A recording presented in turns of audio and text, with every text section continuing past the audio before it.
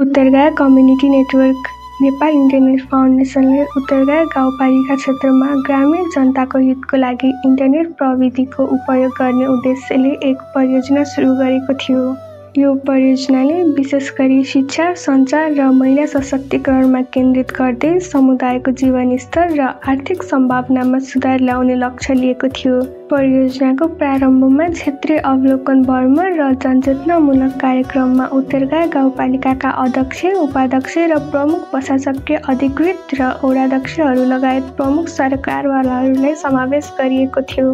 परियोजना अन्तर्गत कम्प्युटर उपकरणहरू, पावर उपकरणहरू, इन्टरनेट ब्यान्डविड्थ र नेटवर्क उपकरणहरूको स्थापना गरियो र यसको लागि एक समिति गठन गरियो। उत्तरगाया कम्युनिटी नेटवर्कले अनलाइन शैक्षिक सामग्री र ई-लर्निङ स्रोतको पहुँचको योग्य बनाएको छ, जुन उत्तरगायाको विद्यार्थीहरूका लागि निकै लाभदायक भएको छ। यसले ग्रामीण र शहरी शिक्षा स्तर बीचको खाडललाई कम गर्न मद्दत पुर्याएको छ।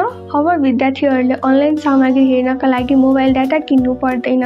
उत्तरगाया कम्युनिटी नेटवर्क मार्फत सञ्चार सुविधामा उल्लेखनीय सुधार आएको छ, जस्तै गाउँवासीहरूलाई परिवार साथीभाइसँग सम्पर्कमा रहनका साथै विभिन्न जानकारी र सेवाहरूको पहुँच गर्न सजिलो बनाएको छ।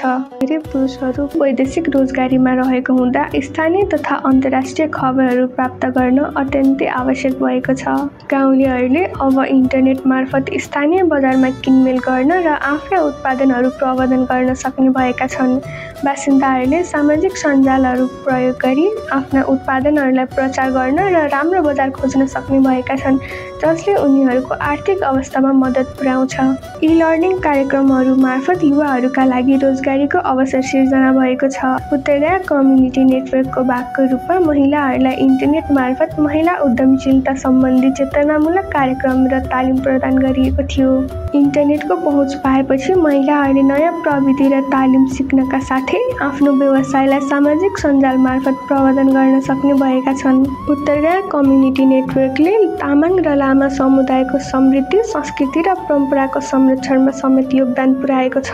इन्टरनेटको माध्यमबाट बासिन्दाहरूले आफ्ना सांस्कृतिक अभ्यासहरू सामाजिक सञ्जालमा साझा गर्न सक्ने भएका छन्। यसले समुदायको पहिचानलाई मजबुत बनाउनका साथै सांस्कृतिक अभिव्यक्ति र प्रशंसा गर्ने नयाँ माध्यमहरू पनि प्रदान गरेको छ।